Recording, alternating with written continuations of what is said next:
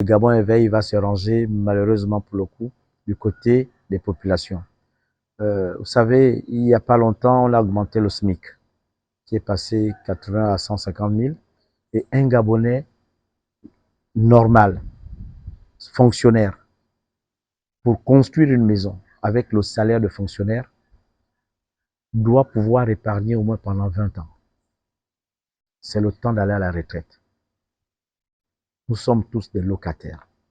Nous invitons le gouvernement de la République, et nous avons vu d'ailleurs, lorsqu'il s'est agi maintenant d'aller déguerpir dans la mangrove, qu'il y a eu des mesures correctives.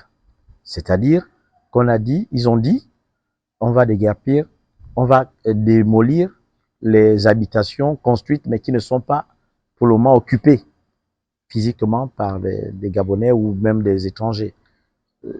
Ce n'est pas le fait d'être Gabonais ou non Gabonais qui est un problème ici.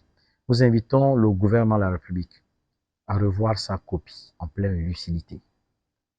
Nous ne devons pas casser le peu qu'un Gabonais a essayé de bâtir.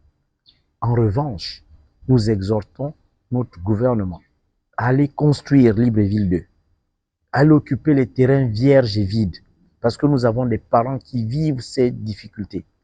Allez construire en indiquant que vous serez des guerpis. Et attention, il y a la prescription. Lorsque vous commettez un délit de droit, on vous dit, lorsque vous avez détourné les deniers publics, ainsi de suite, on vous dit que vous avez au moins 30 ans minimum pour répondre de cela devant la Cour des comptes. Mais lorsqu'un État a indemnisé les gens en 1996 et que nous sommes à la 5e République, et la 5e République est venue mettre un terme à la 4e République, il y a des choses de la 4e République qui n'ont pas été bien faites. C'est pourquoi nous sommes à la 5e République. Pourquoi on parle de continuité de service public en droit? Non. Il y a une nouvelle République où tous les Gabonais doivent espérer le meilleur et vivre mieux dans leur propre pays. Parce qu'ils n'ont pas un pays de réchange. Construire déjà une maison en demi-dur, c'est déjà quelque chose. L'avoir des tweets en quelques minutes, c'est autre chose. Parce que après, qu'est-ce qui va arriver? On va mettre la cité administrative dans la même zone de Plein-Oreki, mais c'est les embouteillages. Désengorgeons la ville. Allons-y construire au Cap. Allons-y construire à Plein-Ayémé les bâtiments administratifs. Construisons d'abord les logements sociaux qui ont échoué depuis les 14 dernières années.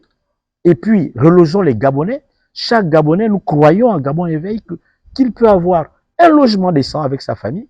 Vous déguerpissez une famille de 8 personnes qui avait 3, 4 chambres. Vous leur donnez une maison de 2 chambres. Ça a été mal pensé, madame. On se souvient qu'il y a les élèves qui passent le bac. Et après le bac, ils vont repartir habiter où? Ils iront où? Donc, non. Nous appelons le gouvernement à corriger cette copie à Gabon éveil. Elle n'est pas bonne. On ne peut pas dire qu'on est là pour construire et pas pour indemniser. Non, il s'agit de nos richesses. Les richesses auxquelles a fait allusion le chef de l'État aux États-Unis pour dire nous sommes riches. Il faut que chaque Gabonais sache qu'il est véritablement riche. Ça veut dire qu'il a une maison décente, comme en Libye, on a tué Kadhafi. Il faut qu'un Gabonais se sente bien chez lui. Et quand il se sent bien chez lui, nos gouvernants peuvent faire 100 ans au pouvoir, ils ne seront pas embêtés.